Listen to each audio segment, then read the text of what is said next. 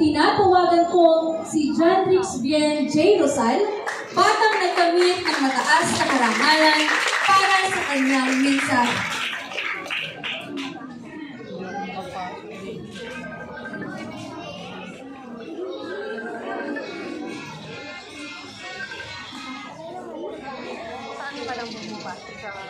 Sa ating mga pinagpipitagang mga panahon, sa kagalang-galang nating mga guro, lalong-lalo na sa aming tutunuran si Ginang Remedios TVPs, sa mga opisyalis ng barangay, at sa aking kapwa nagsipagtapos.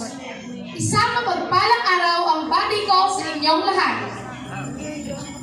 Ngayon, habang tayo ay nagtitipon-tipon dito upang ipagdiwang ang ating pagtatapos, ito ay isang sandali ng puno ng sawot-saring emosyon, pananabik, at marahil ay isang pahiwatig ng pangamba habang tayo ay humahakbang sa bagong ito. Ngunit sa gitna ng lahat ng damdamin ito, iisa lang ang tiyak. Walang pagod tayong nagsikap, nalampasan ang ating mga hamon, at nagtyaga tayo na mabot natin ng puntong ito.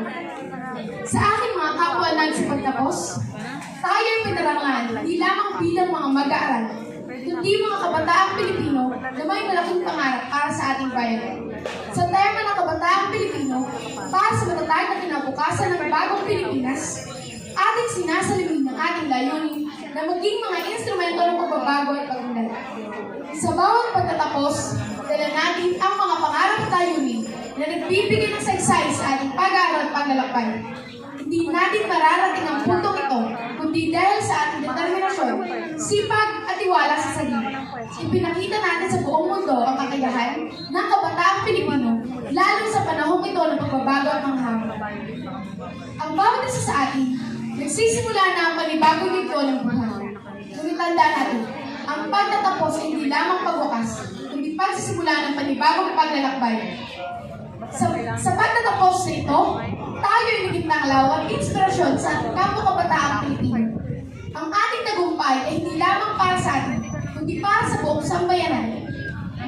Sa pag-alis natin sa ating paaralan, huwag natin kalimutan ang mga aral na ating natutunan. Ang edukasyon ay susi para sa pag-unlad ng ating bayan, kaya dapat natin ito gamitin sa gustong paraan. Sa pagtatapos na ito, buong puso ay pinapahayag natin ang ating pasasalamat sa mga guro, pamilya, at mga kaibigan na walang sawang sumuporta at nagbigay ng gabay sa atin. Kayo ang aming mga inspirasyon at lakas sa bawat hakbang ng aming paglalakbay. Hindi man natin alam kung ano ang hinaharap sa atin. Iisa lang ang tiyak.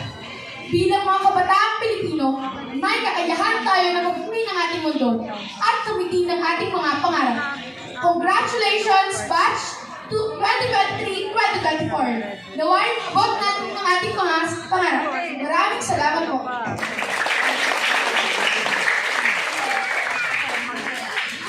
Maraming salamat, John Rix.